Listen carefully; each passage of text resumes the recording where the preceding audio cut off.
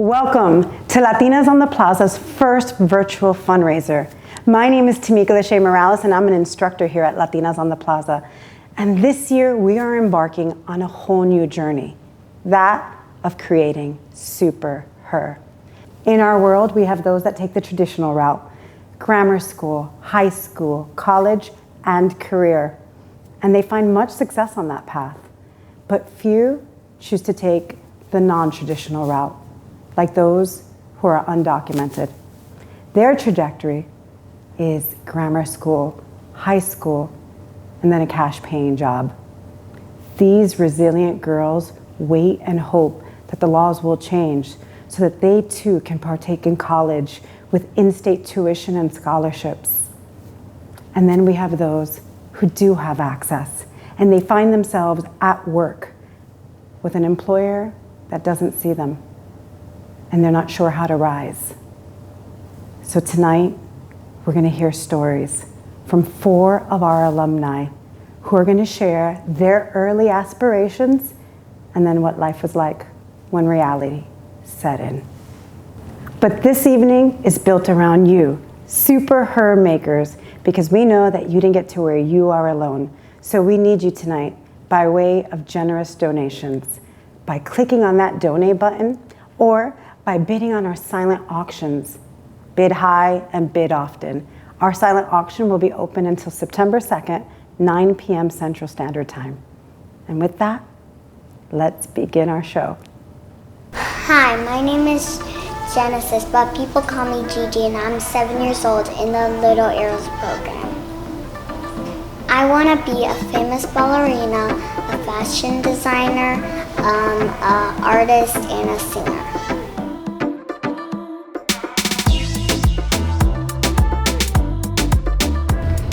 I'm super excited to have you learn a little bit more about Latinas on the Plaza from 2 young, strong, amazing Latinas that I have with us this evening. The first is the beautiful Grecia Calvillo and Magdalena Gonzalez. Hi, ladies! Hello, hi. How are you guys this evening? Excited. Excited. They're excited to be here. Awesome. So let's just jump right in, right? Can you guys tell us and share with our audience viewers tonight, how are you involved in Latinas on the Plaza? Well, I started at the Fuerte program, Growing Strong program in 2020. I was in the cohort 5. Latinas on the Plaza helped me so much that I also joined the Archer 2020 cohort 5 program. I think 5 is a good number for you. I think you need to play that in the lotto. Ding, ding, ding, ding, ding. How about you, Magdalena? How are you part of Fuerte? Oh, I was a part of Fuerte Growing Strong Boot Camp in 2016. That was the second cohort. After joining the program, I fell in love with everything, the curriculum, the woman, and I continued to become more involved, being part of the alumni group. I became the co-chair, and even to furthermore my involvement, I was part of the steering committee that put together the first ever fundraising event for Fuerte. I'm currently supporting Fuerte, and I will be a facilitator this year for one of the sessions. Oh my God, all that since 2016. So 5 years later, 5 is a lucky number. Maybe like donate $500. That's just an idea. I don't know. What do you guys think? But with that, let's go on to question number 2. So ladies, can you share with our audience tonight what inspired you to be a part of the Fuerte program? Well, for me, upon graduating from Aurora University, I felt that I was still lacking confidence. I didn't know my strengths, and public speaking terrified me. So I thought, I'm very sure that I'm not the only Latina struggling with this. So I was wondering if there was a course or a program that could help me, and I stumbled upon Latinas on the Plaza. So if you don't know, we have a great website, latinasontheplaza.org. You have to check it out and tell your friends. But Magdalena, why don't you tell us, how did you kind of feel inspired to join the Fuerte program? Well, I was brought to the United States at age of 8. Being undocumented for mostly all my life, up until recently, I was granted DACA, Deferred Action for Childhood Arrivals, which is basically a working permit. I came across so many hurdles in just trying to graduate university and trying to find my first job ever after graduating. I didn't know what I was going to do once I finished my undergraduate and my last year. of working towards my undergraduate was 2016. And just in finalizing, this was such a big milestone for me that I felt frustrated not knowing what was next for me on my path. And one of my friends who also joined cohort, or my same cohort too, Jennifer Sanchez, she mentioned to me there was this great program she knew about and that it'll be great for my development. I decided to join. Luz reached out to me, she offered me a scholarship to join, and well, that has been one of the best decisions I've made. Oh, that's beautiful.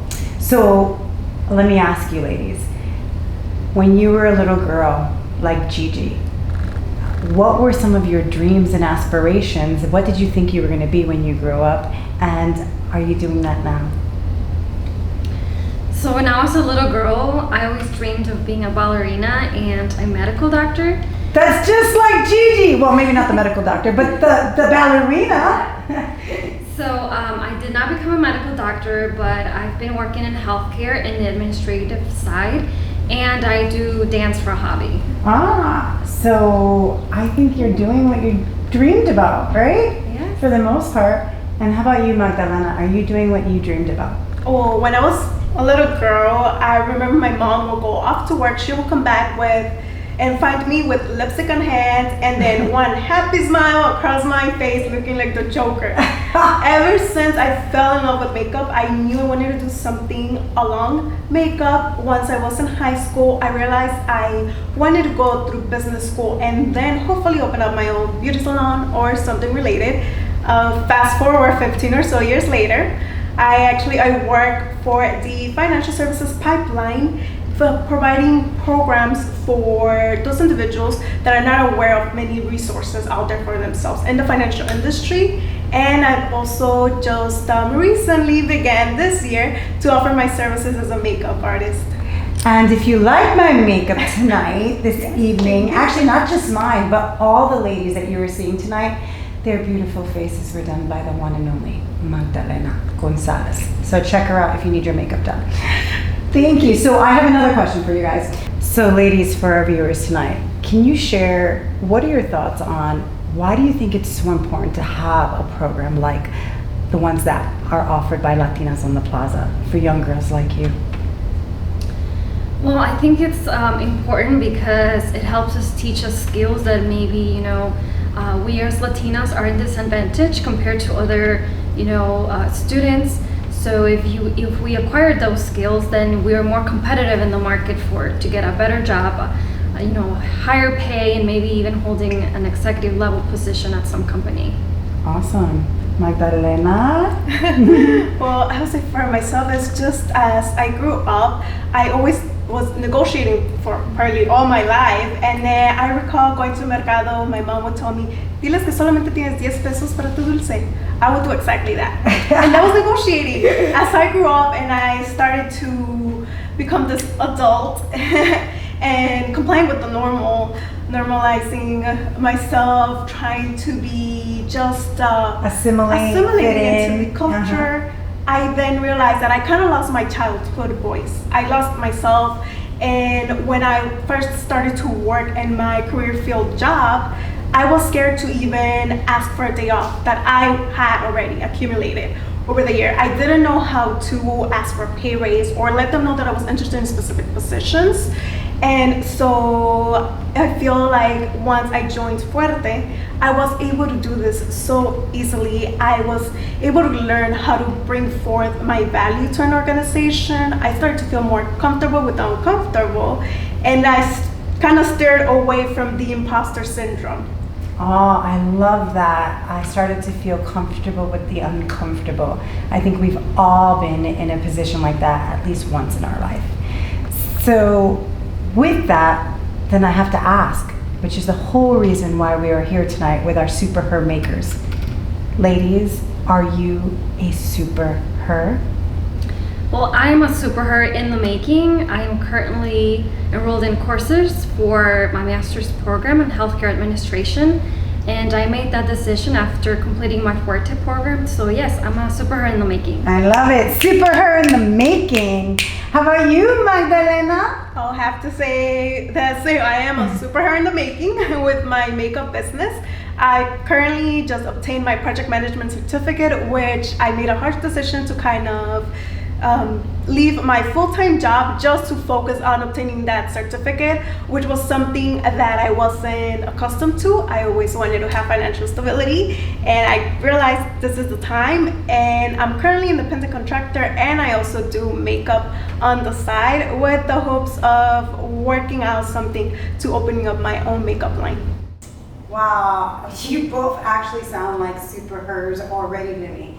But we all know that super hers in the making need super her makers. And so that's where we need you. If you are inspired by either one of these two beautiful, lovely stories, then I want to encourage you to hit the donate button now. And if you're looking for an amount, 5 sounds good, like $500, $5,000. Anything with a 5 in front of it sounds really good to me.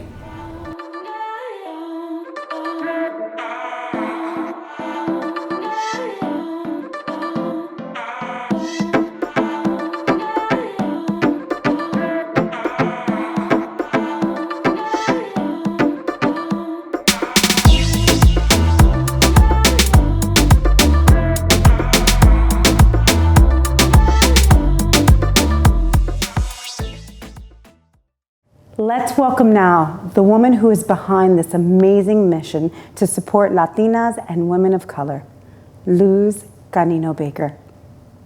What was your journey like? Was it the traditional route, high school to college to career? Did you have a few people who helped you? What if all girls and young women of color could see herself as a super achiever? I call it a super her, meaning she believes that she can achieve her life dreams. What happens when life takes a detour after high school? Tonight, I want to talk about 2 paths, 2 Marias. Maria Delgado was planning a traditional route to college since her freshman day of high school, until that dark day when she was asked to record her Social Security number down on paper to get her driver's permit. Well, unbeknownst to Maria, she did not know that she was undocumented, meaning that she was not legally here in the United States. This was detour number 1, no driver's license. Later, in her junior year, she begins the process of applying to college, but she quickly learns that most of the colleges she wants to attend consider her to be an out-of-state student, which means a higher tuition rate. And she struggles to find those who can help her find private scholarships that she might qualify for as an undocumented student. So most of this time, this leads to her attending a community college versus the college of her choice. This is detour number 2. Unfortunately, upon graduation, when others are being recruited for jobs, she cannot apply since she does not have a Social Security number. So the only jobs available to her are manual labor that pay cash. This is detour number 3. That can last for years and years until the long, long process of becoming legal is realized, if it's realized. What if this was your daughter, your niece? Wouldn't you want to help her? Let's meet Maria Sanchez. She was born in the United States. Her mother had never married, but had 8 children. Her mother did not work because she had 8 children. There was always food on the table, mostly staples, rice and beans, and occasionally a 1-ounce piece of meat, sometimes for each child. Her mother always made sure that Maria and her siblings had clean clothes, despite the fact that they were hand-me-downs from kid to kid. Maria loved learning. She read 4 books a week. School was her favorite place. Most of Maria's siblings went to school despite living in a gang-ridden community. Maria went to a high school where she was the minority. She really didn't want to go to college because most of her older siblings had not gone to college at the time. So when her high school counselor forced her to apply and she got in with a full scholarship, she decided not to go the week that school began. No one really cared that she had made this decision. This was detour number 1. Instead, she quit her job at McDonald's and went to Puerto Rico for 6 months to attend the University of Puerto Rico. But when she got there, she quickly realized that getting there would be a daily 2-hour trip, and she would have to use a private car service, and that made it cost prohibitive. So she didn't go. This was detour number 2. After 6 months, she went back to Chicago, got a job, started her long journey to pursue an undergraduate degree. It took 8 years and no scholarship. By then, Maria had been married at 21, divorced at 30, and 3 children in tow. By the time Maria graduated from college, she was 35 years old. She had a job, but she was only earning less than $50,000, despite the fact that she had been in the bank for 15 years. It took Maria 20 years to earn $80,000, despite having a vice president title. What if this was your daughter? Wouldn't you want to step in to help this single mother succeed so that her kids could have a better outcome than her? I am Maria Sanchez. It's been 10 years now since I've started this organization, and I've helped many, many Marias. Not all have the same detours, but many have their own unique stories. All the girls have come into our programs lacking confidence, feeling invisible at work, earning low wages, lacking mentors, and definitely not having a clear pathway to break the cycle of poverty for her and her family. Now, there are, of course, some exceptions, but most need programs like ours to help her see herself as a super her. And we have expanded our offering to now start the journey early with little girls like Gigi. After the Me Too movement, I realized that one way to eliminate sexual abuse is to teach our girls early that they are smart, that they are strong, and they deserve to be safe. Our Fuerte program moved from just Latinas to women of color as we learned that we share common needs with Black girls and with Indian girls.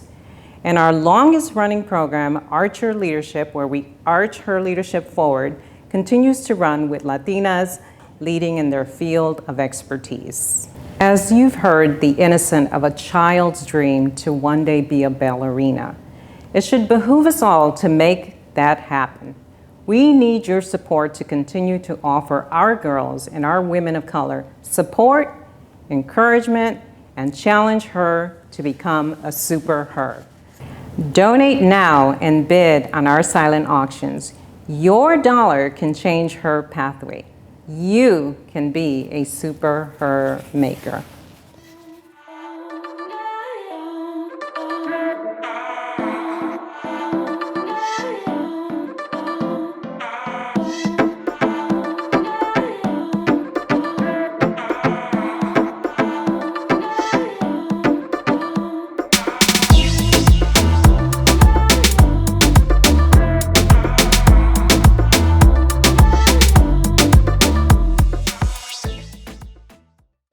Next up, you will meet 2 leading Latinas who were part of the Archer Leadership Program. Today with us we have Tanya Flores and Araceli Garza. Can you 2 lovely ladies tell everyone here tonight what and how did you become a part of Latinas on the Plaza? So I started as part of the mastermind groups with Latinas on the Plaza, then became a mentor and joined Archer, where I learned about leadership and how to make better decisions, and that I could start my philanthropy projects early. I didn't have to wait. And how about you, Araceli? Well, I was on Latinas on the Plaza on the 3rd cohort, also looking for mentorship, looking for connection with other like-minded Latinas, where I could have my own support group. Thank you for sharing that, ladies. Now, tonight, everyone's here to learn about how to be a super her maker. So tell me, ladies, are you a super her? And if you are, tell us, how did that happen? Absolutely. Yes. How did it happen? Well, it definitely was with a lot of hard work, a lot of knowing the right people who to reach out to, and help me understand where my path was going. And Latinas on the Plaza definitely did that. It gave me the strong foundation. It helped me gain the confidence to take things in my own hands and make it happen. And make it happen. I love it. How about you, Tanya? Are you a super her? I would agree with that, Araceli, that becoming a super her is about building your confidence. So I'm confident in who I am. I wasn't in the beginning of my career and navigating corporate America. You know, you go there, you do a job, but being a super her is about deciding your own journey, deciding what your own path is. And thanks to the programs here, I've been able to gain new abilities, as well as I invite you ladies, I know that you can also be a super her. And with that, that's just a perfect segment into, you guys are both successful, corporate America, leading Latinas, but I understand that being in corporate America didn't completely satisfy you. And so you wanted to define a different type of success. Can you tell us just with a little more detail, how did Latinas on the Plaza help influence that for you? Definitely working for a global real estate company was one where I felt misunderstood, not recognized for the work that I was doing. So launching my own professional services company is what Latinas on the Plaza helped me to do. So it gave me that platform of, you know, gaining that confidence to do it, to really do it. Now, for our viewers who don't know you, Araceli, or know what you do, can you just let them know, you said you launched your own company. Can you tell us what you do? So I'm an architect and a real estate developer. And what I am currently doing is managing projects from start to finish. That is, you know, helping my clients identify a site, identify what their needs are so that I can comprehensively align the project for a successful building at the end. So from soup to nuts. Whoa, did you say a Latina architect? Yes. There's so few of those. That's awesome. That's exciting. How about you, Tanya? Tell us about, you know, what did success look like for you after going through Latinas on the Plaza? Yeah, so after I did the Archer program, you know, I've done some projects with like Kids Cosmos. We're running a summer camp where we teach kids robotics and values. So that started as just putting yourself out there. You can't wait for the perfect time. Also, what I learned through the program is that, you know, each of us has a different skill set. So we went through different assessments to find out what our skills were. We also went through actual practice and then being surrounded with other women who are also successful. So you got the STEM philanthropy work that you've been working on. I know because I've been watching you, and it's exciting to see all that you're doing, and even what you're doing to build your real estate business. So let's go on to the very next question.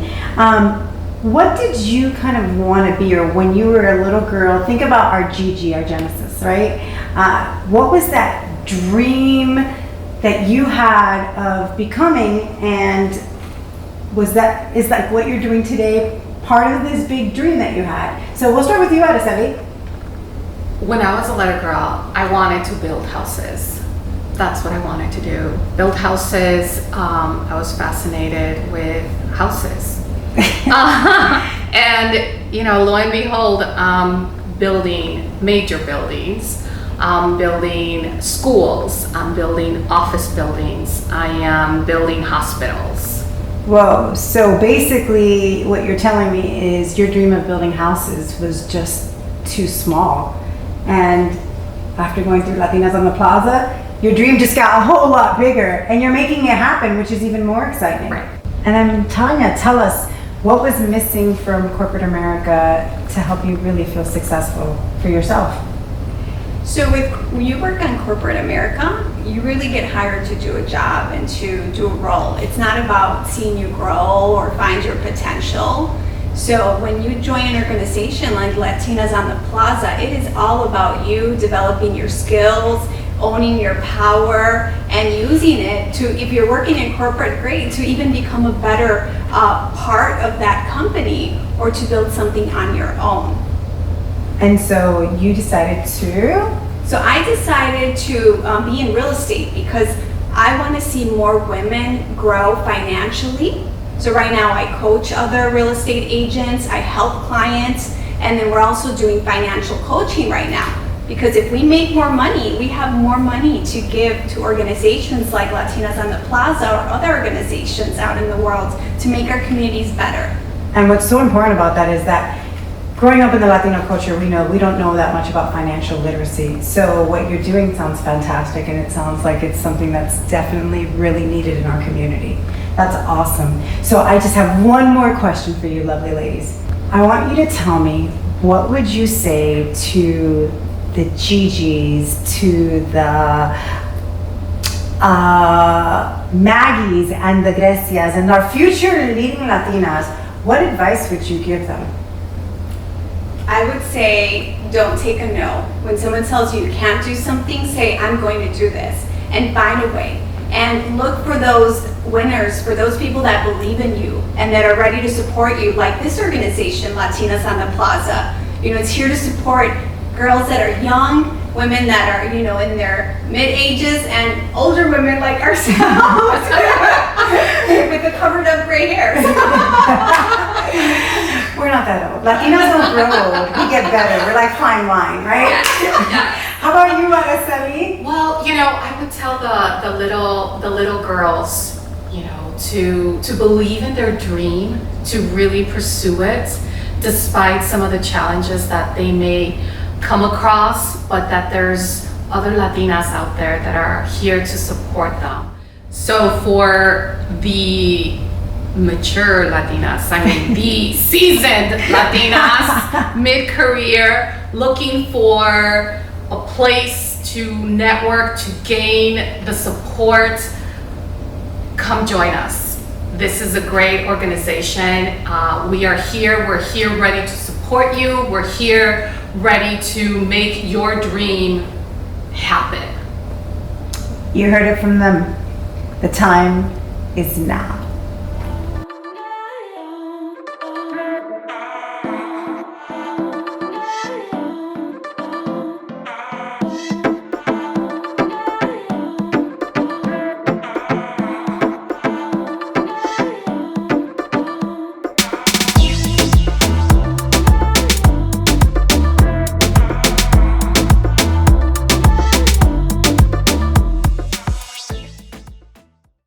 I want to take a moment to remind everyone to please continue to donate. It's as easy as hitting that donate button. And remember to bid on our silent auctions. We have an amazing lineup for you guys, and you have until September 2nd, 9 p.m. Central Standard Time to continue bidding away. And with that, it's a wrap. Woo! Donate now. Super!